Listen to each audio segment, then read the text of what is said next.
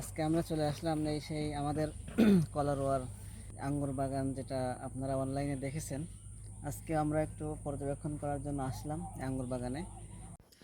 এই আঙ্গুর বাগানটি আমাদের কলারোয়া উপজেলার পশুডাঙ্গা ইউনিয়নের ধানঘরা গ্রামে অবস্থিত।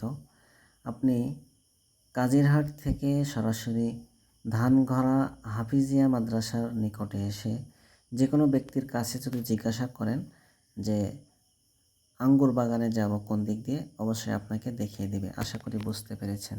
আমরা একটু আঙ্গুরটা খেয়ে দেখি কেমন। আমরা কিন্তু ছিঁড়ি নাই, অবশ্যই ভাই চাষি ভাই ছিঁড়ে দিয়েছেন তাই খাচ্ছি। আলহামদুলিল্লাহ, স্বাদ আছে মোটামুটি, একেবারে খারাপ না।